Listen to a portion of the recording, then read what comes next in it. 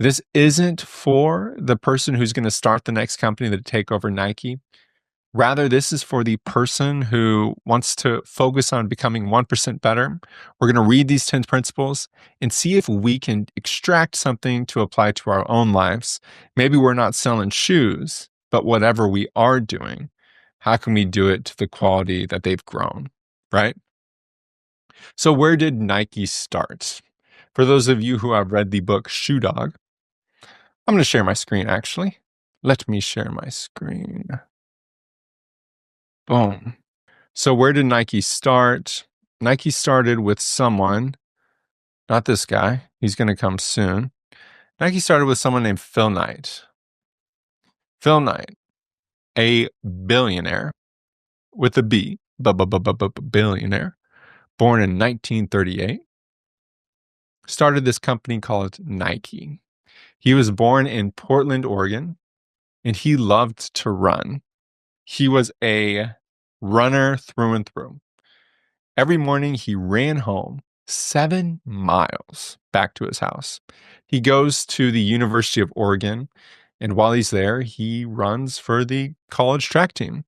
They are infamous. The University of Oregon is one of the best running universities in the world. And he starts running. He's also studying business too. And he's also in the Army. Very cool. He's got a lot going on. He's a middle distance runner. I was a middle distance runner. I was an 800-meter runner track in high school. Now, I wasn't nearly this good. Let's see here. He ran a mile in 4 minutes and 13 seconds. I ran a half mile in like 2 minutes and 18 seconds. So he was running a mile much faster than my half mile pace, which shows you that he's fast and I'm slow. So he was really good at running. His coach at the time was a man by the name of Phil Bowerman. Phil Bowerman was born in 1911. Phil Bowerman was a maniac when it came to running. He was like the mad scientist. He's one of the best running coaches in the whole entire saga of running. Trained over 31 Olympic athletes, 51 All-Americans, 16 sub 4-minute miles. Wow. That is craziness. At the University of Oregon, he had a winning season every year but one. I wonder what happened that year. Maybe people were really getting into walking. He attained 4 NCAA titles. He's the co-founder of Nike. So, Phil Knight, big runner, coached by Bill Bowerman. Bill Bowerman is a maniac. Bill Bowerman, when I say maniac, he's a maniac when it comes to running. And he always wanted to find something that made his runners 1% better. Because 1 second in running could be the difference between first and second place. You need to have as many seconds back as you can. So he would try all of these ideas. He would actually make it in his garage. He would try and make a new running shoe. Maybe his runner shoes were getting too wet, which made them heavy, which made their feet more tired, and ultimately they ran slower. Or maybe they didn't breathe well and they got blisters and ultimately they ran slower. Everything, especially if you've run before, everything counts and it all adds up and you're going to pay the cost at the end. It's either going to be with a worse time or you're going to feel like crap. So you need to make sure you can do everything you can to get a little bit better. And Bill Bowerman knew that. So he was constantly making things, little gadgets to try to get his runners to be a bit better. Now, Phil Knight, as a runner, he wasn't the best runner. So Bill Bowerman he was an awesome runner, don't get me wrong. But at the University of Oregon, it's crazy. He was an awesome runner, but there were better runners. So Bill Bowerman was willing to try some of these little technology things on Phil Knight as his guinea pig. So Phil was exposed to Bill Bowerman constantly making new shoes or trying new things so that Phil could run a bit faster. And he kept this with him because after he graduated the University of Oregon, he actually went off to the Army for a year and then he goes to Stanford Business School. And in business school, he's thinking more about sneakers. He loves sneakers, especially running shoes. And he wants there to be better running shoes in America because just like Bill Bowerman, he's like, man, there's got to be a better way to do this. He's also thinking a lot about cameras because in the camera world during this time, Japanese cameras were kind of taking over. And he thought to himself, could Japanese footwear take over as well? He goes on this big trip to Japan and he learns about this running shoe called the Onitsuka. Ultimately, they become Asics. So if you know Asics, you probably have worn a pair or know somebody who's worn a pair. They have this shoe called the Tiger, and the Tiger was really popular. And he said, man, I should bring these to America and I'd sell them. So he goes to the factory, he convinces them to import shoes or export shoes. He imports them to America and he starts selling them at cross-country races. And then they're known as Blue Ribbon Sports. So Blue Ribbon Sports, it's Phil Knight selling these shoes out of the back of his car. He goes and he tells his track coach, his old track coach, Bill Bowerman, about this. And Bill's like, I want in. And Phil's like, well, this is a no-brainer. Bill has this huge coaching resume. It's only going to help me with my shoes. And they go, 51-49%, with Phil being the majority owner. So together, they kind of strategize and they ultimately start selling shoes, traveling all around the cross-country circuit to different meets, and he sells them out of the back of his car. That is the beginning of Nike, which is called at the time Blue Ribbon Sports.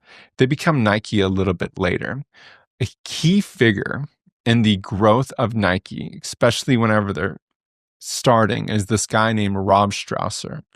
Rob Strausser is the person who writes the 10 principles for Nike.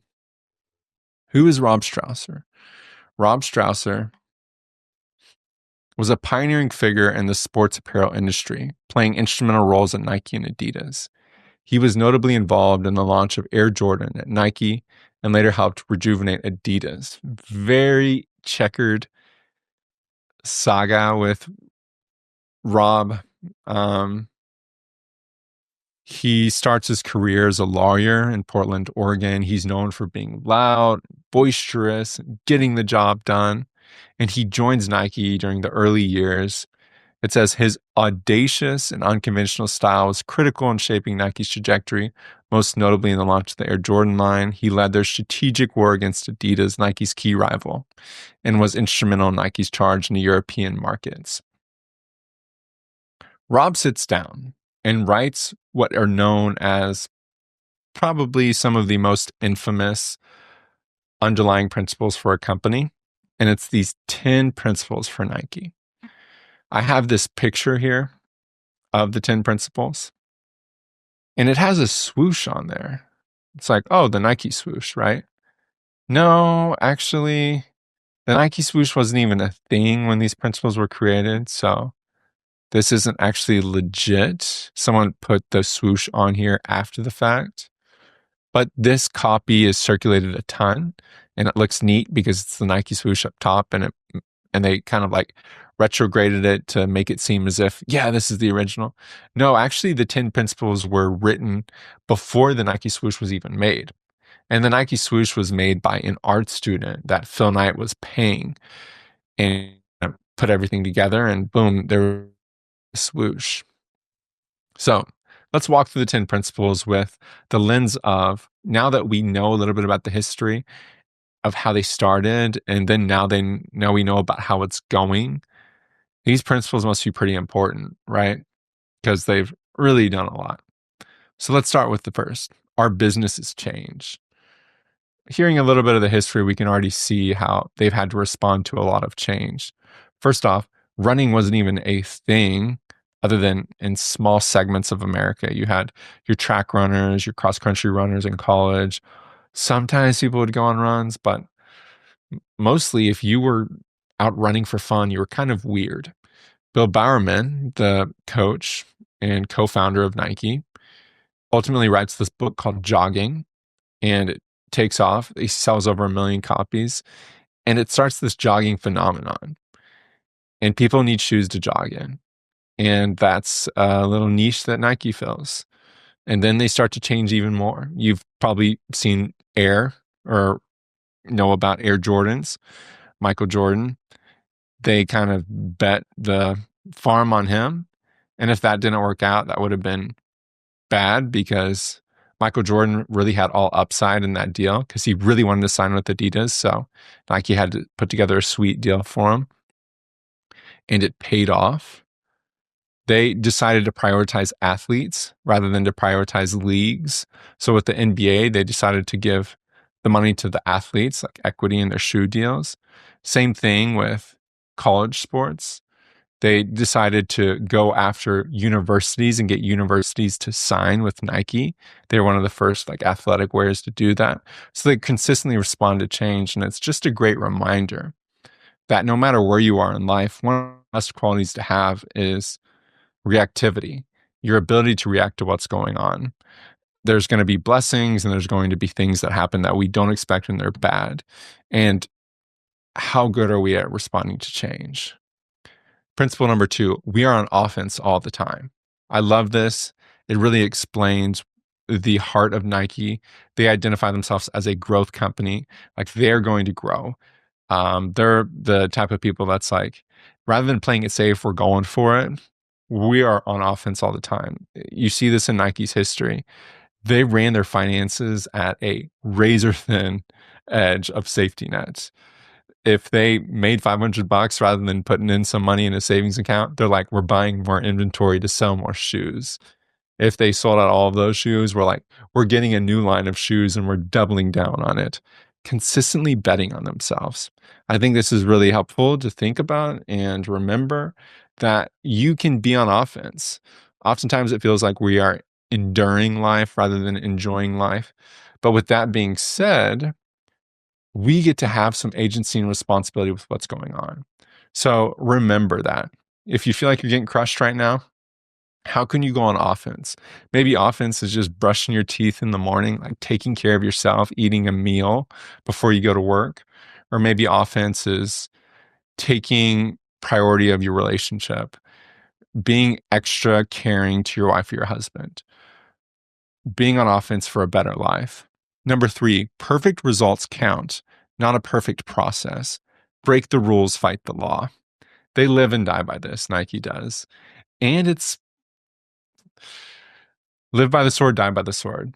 They broke the rules with their agreement with ASICS or Onitsuka, and they had years and years of court cases. They ultimately ended up winning that, but if you look at the contract, it's pretty blurry. Fighting the law, they got in a lot of trouble. Like you've probably heard about with Nike, a big thing was sweatshops because they were utilizing international labor at incredibly low rates and not good working conditions. That way they could have a bigger margin to invest more in their company. This that backfired, right? People learned about that and it hurt their reputation. They had to work back on that. But a lot of people don't like Nike because of maybe political stances they've taken. But even that is that, hey, I'm going against the grain here. Like, remember whenever they did the big partnership with Colin Kaepernick and they had billboards everywhere and commercials everywhere? They lost a lot of people with that, but then they also gained a lot of people. So they're living and dying by break the rules, fight the law. Perfect results count, not a perfect process. I love this. More than likely, you won't find a perfect process whenever it comes to most things. Creating this podcast, I don't know the perfect process. I'm here talking about Nike when it's called the Talk to People podcast. What are you doing, Chris? I don't know, but I also know no one's ever going to watch this or listen to this if I don't create a podcast. So those are the results. I may not know the process, but I know I need to create one before anybody watches. So principle 4, this is as much about battle as about business. Dang. Rob Strausser, the guy who wrote these, he's serious. He's like, hey, we can't be sleeping on this. This is serious. People are going to walk up in here and take our lunch. Adidas is growing like crazy. If they want to, they can come after us. Converse, they had already signed Larry Bird and Magic Johnson. How are we going to get after them? Like, this is serious. And just like in your life, this is serious. It's a battle every day. You're winning or you're losing, right? Whenever I'm working out, I'm trying to grow, but I'm trying to lose my gut. I'm trying to get bigger pecs, and I should probably lose my gut because that'll give me bigger pecs. It's all about illusions, right? And that's like a battle because I'm trying to eat all of the caramels. We just got a Costco membership and they have great sweets at great deals. I'm trying to eat everything, but I need to take it serious. All right. Number 5, assume nothing. Make sure people keep their promises, push yourselves, push others, and stretch the possible. This goes without saying. It's inspirational. Assume nothing. Make sure people keep their promises, push yourselves, push others, and stretch the possible. Number 6, live off the land. I love this. We can take it quite literally and think about interacting with nature and actually making things from what we have around us. Or we can think about it more metaphorically. Being creative, being intuitive, the gifts that you've been given, how can you use those to make this world a better place? How can you use those to make your family better, to make your home better, to make your community better? Living off the land is important. How can you be a bit more creative to solve a problem rather than throwing money at the problem, hoping that it gets solved? How can you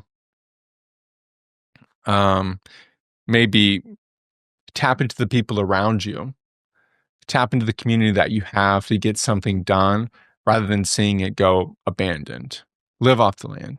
Number 7, your job isn't done until the job is done. He was really trying to create a work culture where people were taking things seriously, right? Your job isn't done until the job is done. You're not let off the hook. You need to follow it through. We are not going to sell the amount we want to sell if we don't prioritize selling. Our job isn't done. If speaking of Nike, there's a very good interview with Kobe Bryant, and he's in the playoffs. How could I play that for you? Job's not done. Maybe I could play that for you. Let's see here. I don't know. Hey, break the rules, fight the law, right? Let's try it. Nike, Ute, Bryant, job's not done. All right, here we go. Let me share this real quick. Present, share screen. Kobe Bryant, share audio. Let's turn it all the way up. All right. 2-0. What's the story? You're up 2-0. What's the story? Are you not happy, or you're only half happy, or Still to be happy about. you're up 2-0? Job's not finished. Job finished? No, I don't think so. Okay. Okay. So Kobe Bryant is definitely known as a big competitor, but he's up 2-0 in the finals. This is the 2009 NBA Finals. Being up 2-0, awesome. I only have 2 games away from winning the national championship. And the reporters, you're up 2-0. Aren't you excited? And he says, what's there to be excited about? Job's not finished. Like, have we won yet? Well, then I'm not being excited. His job wasn't done until he won. Just like at Nike, your job isn't done until the job is done. I'm sure there's something we can all learn from that. Let me get the rules back up. Nike. Okay, 8. Here are dangers. Danger 1, bureaucracy. Danger 2, personal ambition. Danger 3, energy takers versus energy givers. Danger 4, knowing our weaknesses. Danger 5, don't get too many things on the platter. Number 1, bureaucracy. Things slowing decisions that need to be made rapidly. Formalities getting in the way of actual creativity. Number 2, personal ambition. Thinking that we can do something and not building in or relying on the people around us. Heck, personal ambition is awesome. Like, I want you to be ambitious about building a better life for yourself. But you have to include other people, because if you don't, your personal ambition's going to be a lot less than what it could be. Energy takers versus energy givers. I I really beg of you to get energy takers in your life. Maybe get rid of is harsh, but just who is it when you're around them, they give you improvement? Like, you enjoy being around them. Who do you not enjoy being around? Maybe get rid of them is harsh. Let me backpedal, but assess what's going on. Why is that? Why are they taking your energy? Could we adjust that? Is it something on your end that you can adjust? Is it something on their end? Do you need to spend less time with them? Do you need to have a conversation with them? And then don't get too many things on the platter. Just keep the main thing the main thing. Number 9, it won't be pretty. Number 10, if we do the right things, we'll make money damn near automatic. I'm not much of a cursor, but I'm reading what it's written. If we do the right things, we'll make money damn near automatic. Awesome, awesome, awesome. If we do the right things, we'll make money damn near automatic. So good. Such a good principle. Do the right thing. Whatever your business is, whatever you're doing with your life right now, wherever you are listening or watching to this podcast episode, if you do the right thing, you're going to have a better time living a life that fulfills you and that you're proud of than if you didn't. And yeah, you're more likely to make money doing the right thing than you are doing the wrong thing. Long term, I'm sure you can make a quick buck doing a bad thing. Long term, though, you will make more money when you do the right thing. Those are the 10 Nike principles. I find them interesting. I think that even if I don't even really wear Nike all that often, I have Nike cleats that I play soccer in. I have this Nike hoodie that was given to me as a gift.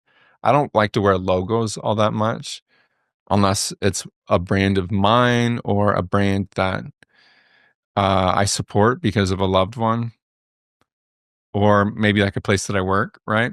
I don't really wear logos all that much, but it is really interesting to look at the 10 Nike principles. What can we learn from such a big business? And how can we use these principles to better ourselves? I'll put the link of the principles in the description. Feel free to check it out.